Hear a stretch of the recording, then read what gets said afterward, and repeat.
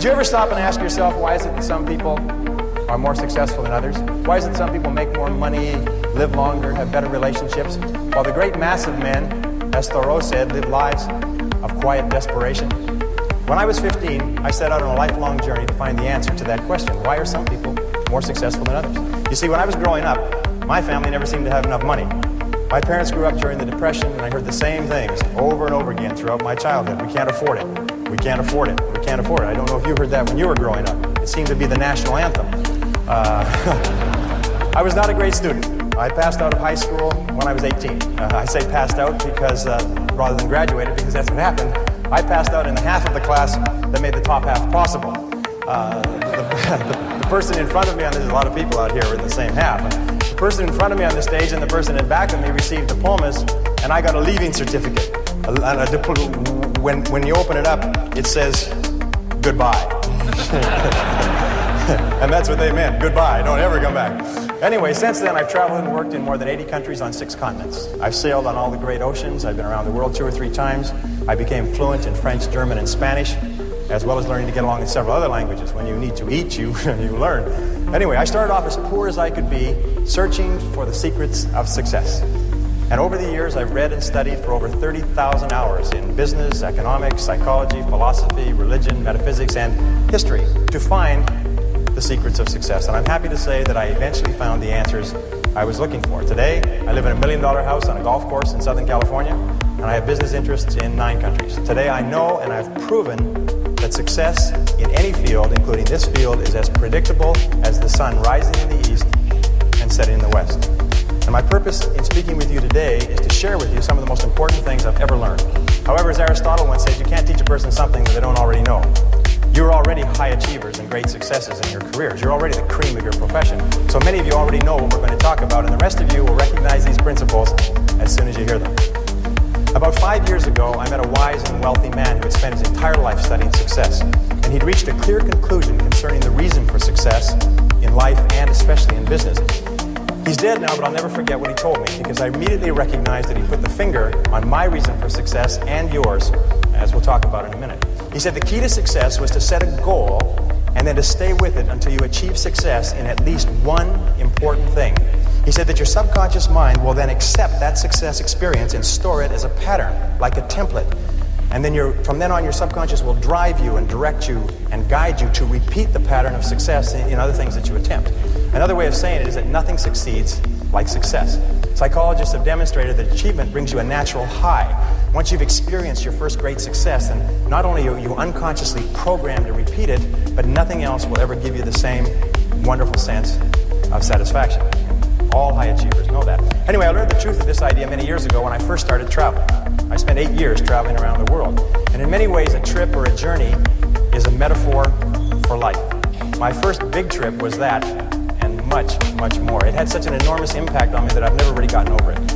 My whole life has been different as a result of what I call the Sahara crossing. Let me tell you about it. When I was 18, 3 friends and I decided we'd go off and see the world. We were well out of high school, and we were laboring in sawmills on the West Coast.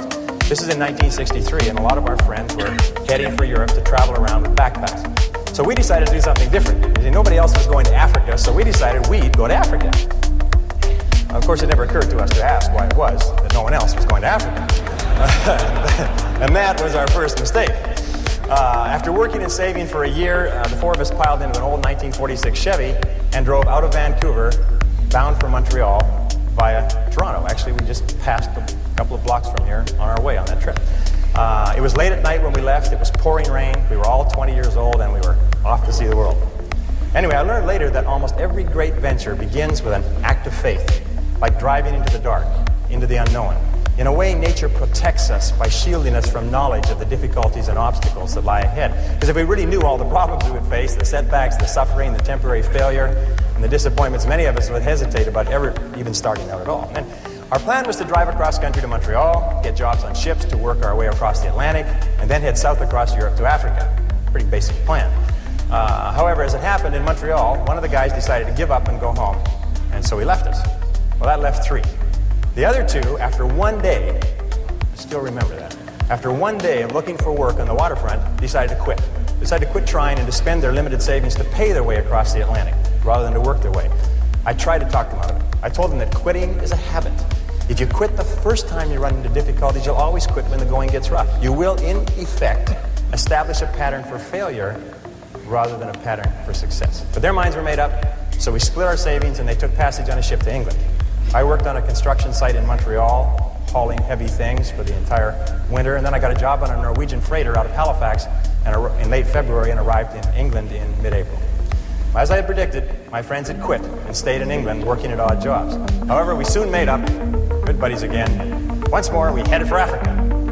At this time, all we had was an 8.5 by 11-inch page about this size that had Europe and Africa all on the same map, on the same page. And it seemed to be a very simple thing to go from London, which was up here, to Johannesburg, which was down here. And it was just one page. I mean, we sort of drew a straight line and we thought, well, oh yes, there was a little orange part right across, sort of a band right through the middle there called the Sahara Desert. Well, we thought, well, we'd just whip over that and get down to the green part on the map. There's no problem. I'm without a word of a lie, this is true. We didn't stop to think that the total distance was about 8,000 miles. See, we were big picture people. We didn't let ourselves get bogged down with details. We were young and we hadn't learned that it's the details that get you every single time. So we took a train down to London. There we bought bicycles. See, we never heard of anyone riding from London to Johannesburg on bicycles, so we decided that we would do it first and become famous. That was another mistake. We soon learned that when you ride bicycles across France in the springtime, you find that the hills are all uphill and the wind is always in your face. So likewise, I found that when you embark on any new venture, you often find the same thing. Everything seems to go wrong, usually at the worst possible time and in the worst possible and most expensive way, like starting a new business or a new career.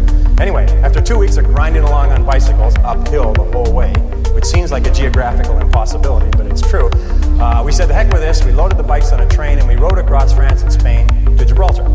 There we sold the bicycles and bought a Land Rover with our last dollar. We had definitely learned why no one had ever crossed Africa on bicycles. It was darn near impossible to cross France on bicycles. Europe on bicycles. Anyway, so now we had a little problem. We were out of money. We'd exhausted our meager finances buying the Land Rover, and we didn't have enough money for fuel and equipment. So we all sat down. We consider ourselves great writers at that time. We all sat down and wrote letters to everybody that we knew, pleading for money, telling them how desperate our situation was. Sitting here looking across the Straits of Gibraltar to Africa. All we needed was just a little bit of money to get us over there. Anyway, eventually we got a little bit of money here and a little bit of money there, and then we got one big score. I'll never forget this. An uncle of Jeff's that he'd only seen once in his life sent us 100 pounds. 100 pounds at that time was $300, worth more than $1,000 today. And we were ecstatic. We were saved. So this was another lesson. Nobody ever makes it on their own.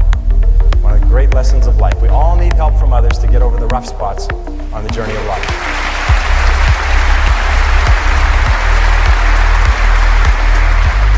Well, with the additional money, we loaded up with food and supplies. We took the ferry over to Tangiers in Morocco, and then we headed out of Tangiers toward the Atlas Mountains and the Sahara, full of excitement, singing as we drove down the road. 20 miles out, the radiator blew up. The Land Rover had never been driven on the open road. It had spent its whole working life tooling around the narrow streets of Gibraltar, and once on the open road, it began to fall apart. The radiator was just the beginning. Over the next 10 days, the steering rods bent and threw the front wheels out of alignment, so the tires blew one by one. We had trouble with the carburetor and the ignition system. We were so poorly equipped, if you can believe it, we didn't even have a jack or a lug wrench.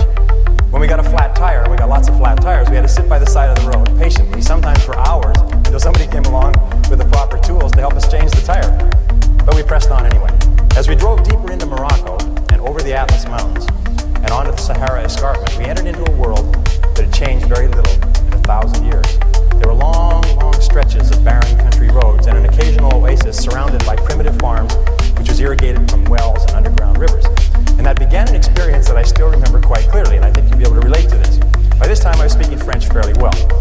We could converse with the natives in the occasional small towns that we passed through. And in one town, early in our slow, halting trek across Morocco, someone asked us where we were headed. And we told them that we were going across the Sahara and into Africa. And he said, "Oh no," he said, "you can't do that." He said, "You'll die in the desert."